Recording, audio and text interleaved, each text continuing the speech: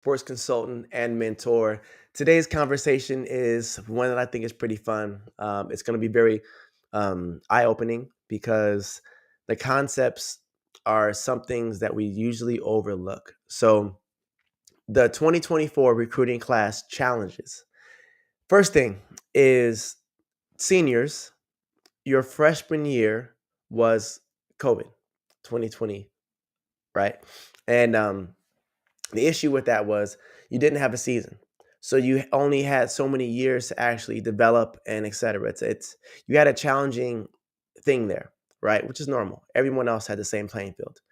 However, you also have college athletes that had the same situation that their freshman year they were actually blocked, but then they were granted a another year. So you have some athletes who were, let's say, um, freshmen then, and they had a redshirt year, or maybe they were freshmen the year before, redshirted, and then the next year got the COVID year, and they added it on the back. So they're multiple years older than you are, right? And so they're performing at a very, very high level because they have multiple years of a performance. And especially there are some athletes that had two redshirt years, right? One medical and one for whatever reason. So you have athletes that could be as old as 24, 25, competing at the college level against 18-year-olds. But also, if you're looking to be recruited, you're 17 and you're trying to hit and compete at marks that 26-year-olds, 25-year-olds are competing at. So here's where it becomes an issue. One is the standards are skewed. So, for example, let's go with this. I talked to a coach the other day, and he said, here are our standards for this season. And let's just go with a number of 40 feet. You got to be a 40-foot girl triple jumper in order to make it to the school here, right? I think it was like 39 something was a walk on, 40 feet was consideration for scholarship. And then I went to their school history and I looked at what are the top jumpers on your school history. And the top jumper, I believe, was like 42 feet. And the top 10, right, were 40 feet. And so I said, your marks that you're looking for are kind of weird because you're looking for jumpers to walk on to campus already jumping the top three in your history of your institution. Right now, this is not the coach directly. This is the institution is saying this, but the coach is forwarding the message, right? And I said to myself, okay, let me see their roster, who they have. And currently they have a jumper who's only jumping 38 feet in triple jump, right? That's their current best jumper. Again, nothing wrong with that, right?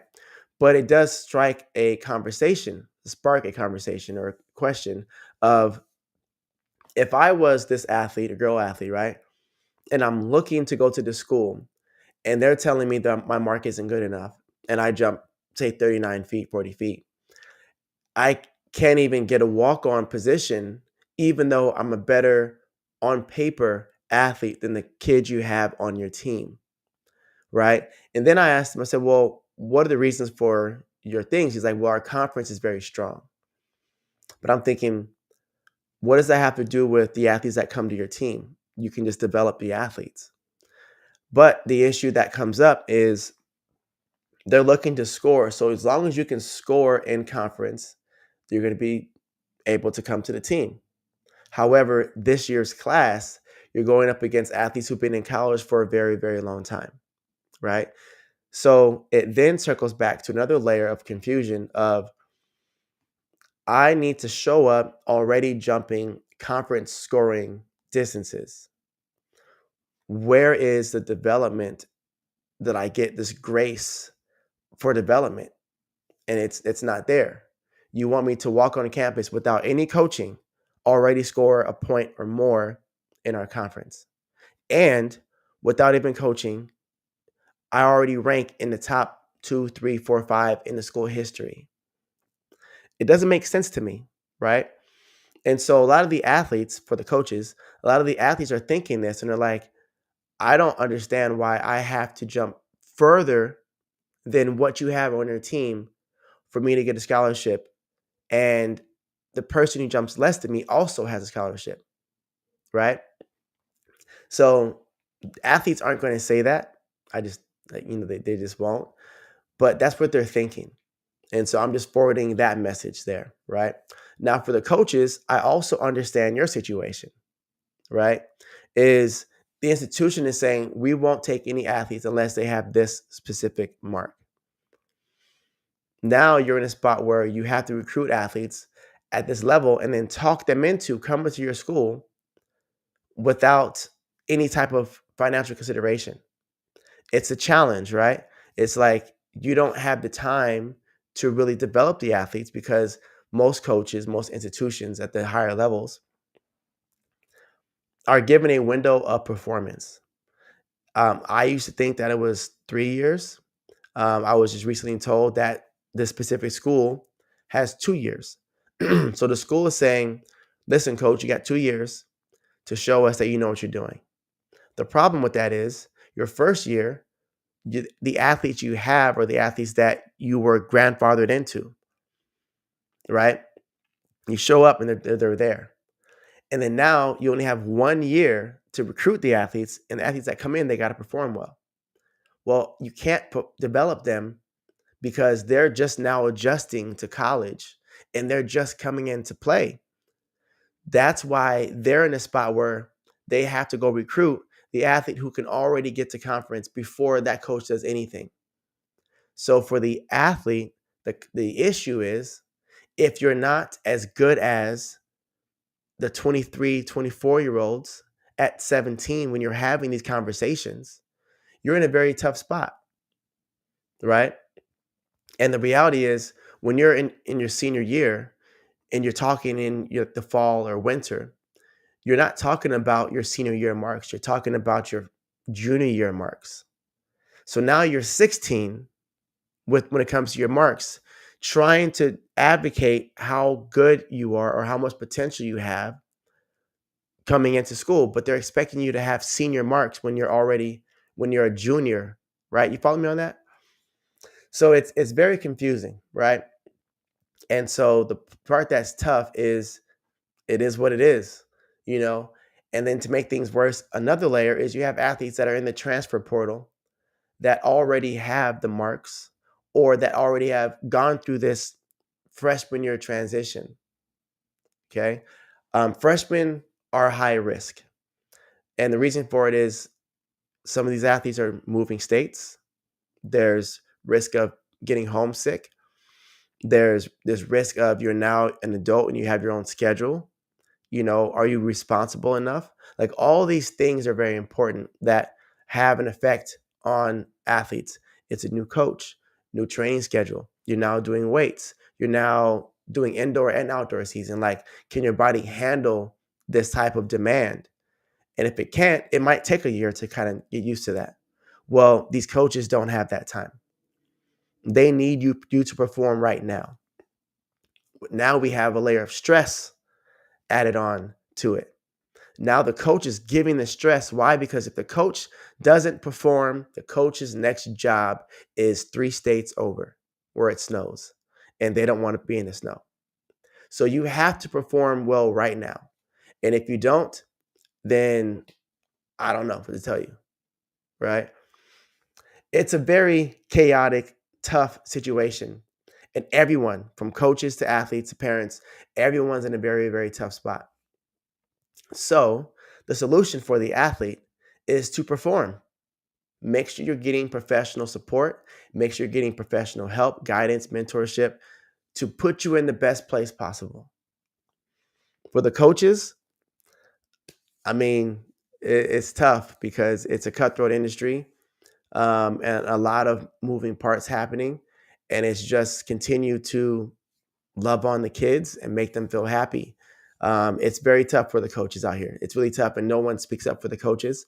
But I will say that it's hard when you have an athlete that's trying to impress you, trying to do their best, but not putting 100% effort into this process, right? See, I'm trying hard, but I'm not stretching after practice. I'm trying hard, but I've never seen or stretched, or I never seen the PT to roll my shins out or whatever. It's a tough thing, right? So, and also you have athletes that don't believe in your program when they show up sometimes because they're busy watching other workouts on YouTube or Instagram. It's just a lot going on. I don't have any solution for the coaches other than for the athletes to put together your proposal when you're talking to coaches. Make sure that's professionally done. To make sure that you're athletically in a place, you're also mentally in a place to perform at this level. And then, there are so many schools other than the top 340 D1 schools. There's many, many other avenues to go through. NAIA, I have a video on that. D2. There's so many opportunities. Um, so my biggest thing is focus on being the best version of yourself. Focus on finding the schools that truly care about you, and these issues about coaches turnover and competing at a high level when it's hard, those aren't really issues when you're going to these mid-major schools that need you, that want you a part of their team, versus other schools that maybe they don't need you. They just need your mark. So make sure that you're understanding all this process. If you're looking for guidance, I do have a college 101, college recruit 101 course that goes through all the details of what to expect, how to get yourself in line with what's needed for next year. I also just launched an offer for athletes that want to develop in the next 3 months. So if you're a senior right now, you should probably join the virtual team and see how much more you can get out of the last 3 months. And maybe you're already accepted to a school, but not able to compete on the team. Well, what if you spend the next 3 months with professional level coaching to get you to the extra milestone of your performance to then perform for their team or try out, or just simply get in shape right now. So when you do try out, you are stronger than anyone else trying out and you stand out. Okay. I just finished working out, so I'm super cotton mouth. But yeah, so what I say to you guys is good luck. The challenges are there. They're not going to go anywhere. I want to say for probably another year or two, and then we're going to have a complete flush of the athletes so that everyone is closer in age range and it isn't as tough. But in the meantime, keep doing what you're doing. You're doing well already.